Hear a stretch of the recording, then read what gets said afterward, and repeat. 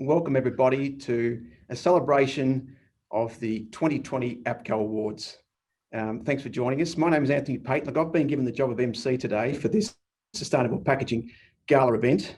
Now, if it all goes wrong, it could become a gala event, but wish me the best for the next hour and a half. I'd like to begin by acknowledging the Yulukut Whelan clan of the Boomerang people, plus the traditional custodians of the land on which you stand today as we come together via Zoom.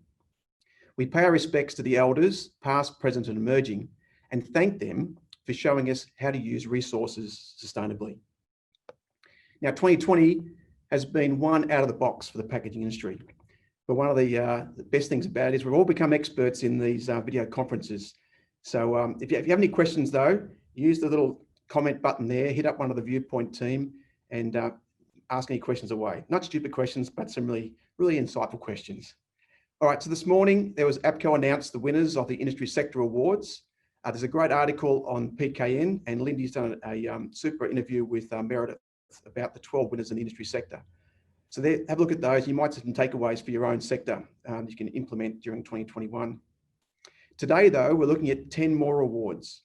So first of all, we're looking at the finalists and winners of what APCO calls the Outstanding Achievement Awards, which covers sustainable packaging operations, packaging design for recoverability, and industry leadership.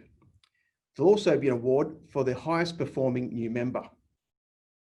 Now, the second group of awards is a new group, which is called the Our Packaging Future. So we'll be looking here at the finalists and the winners of 4 categories where you've had projects or initiatives that have been implemented over the last 12 months, all about achieving the 2025 national packaging targets. And then we reach the pinnacle of the day, and that is where we'll be recognising Sustainability Champion and also the Sustainable Packaging Excellence Award. Now, due to time restrictions, we'll only have speeches from the Sustainability Champion and the winner of the Excellence Award.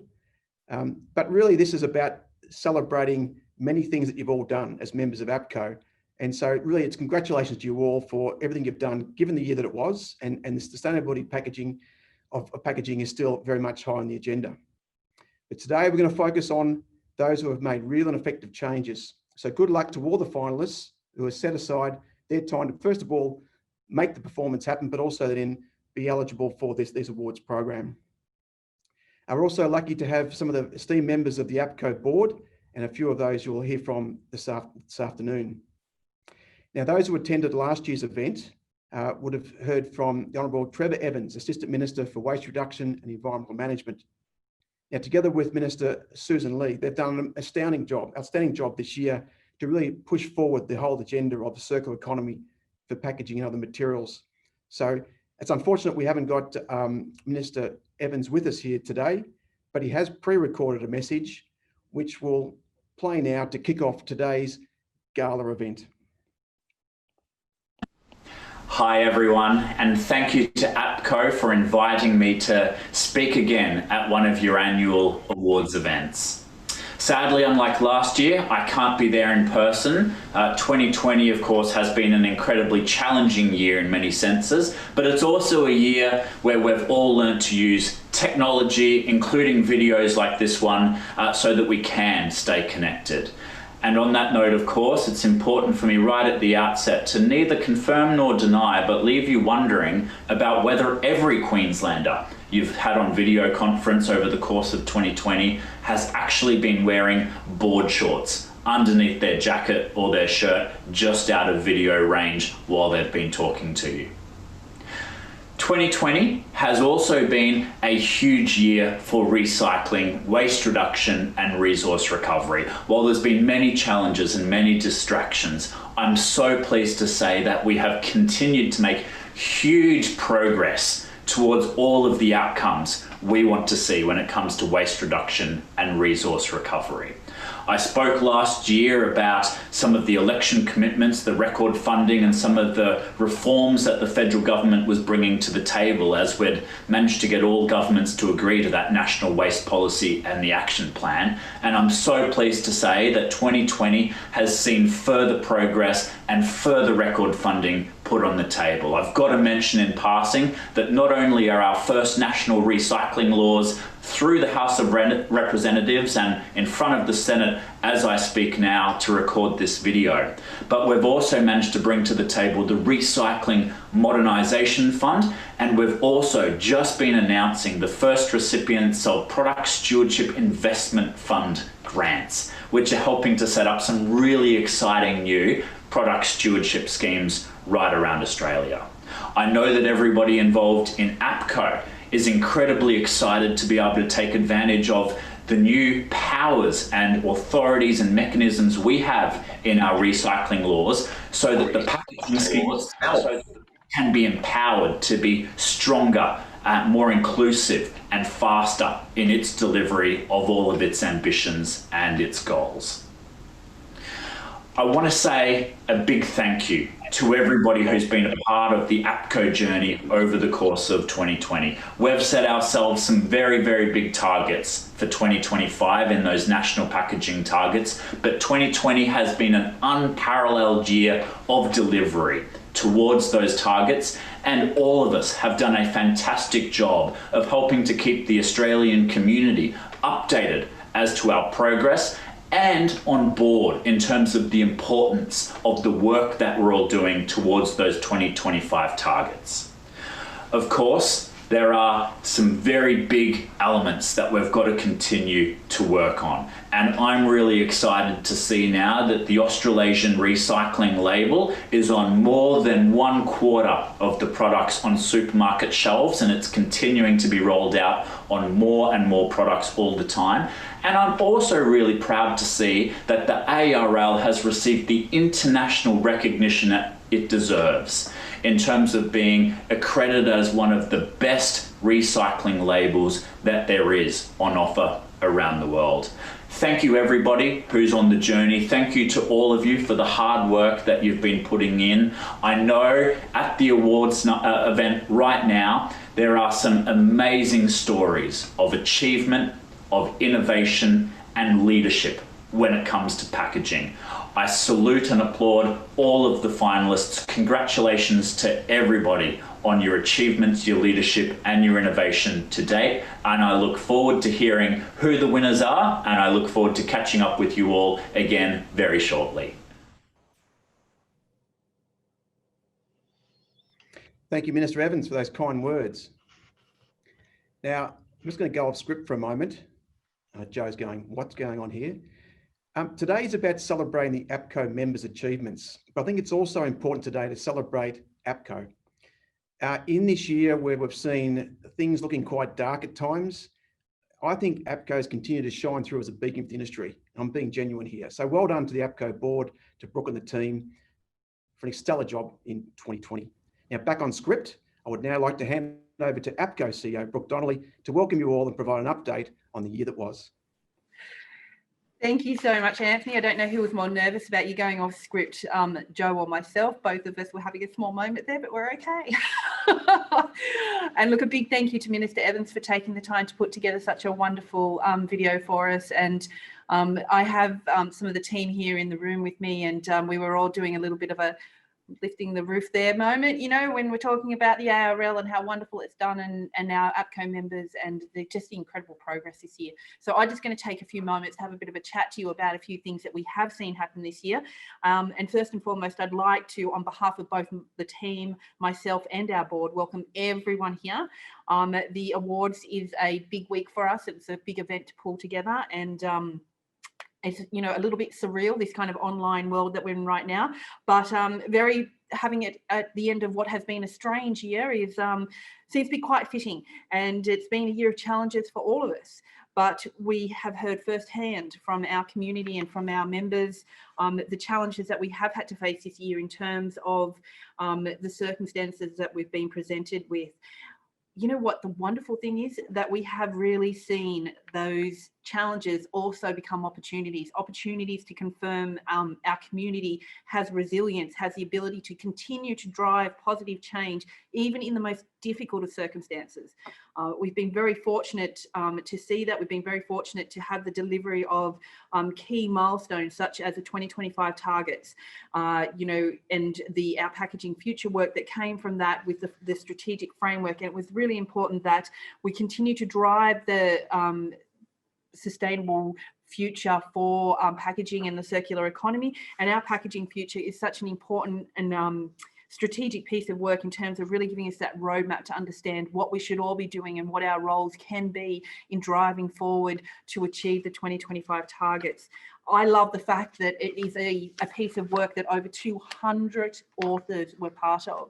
I mean, think about that from a co-design perspective.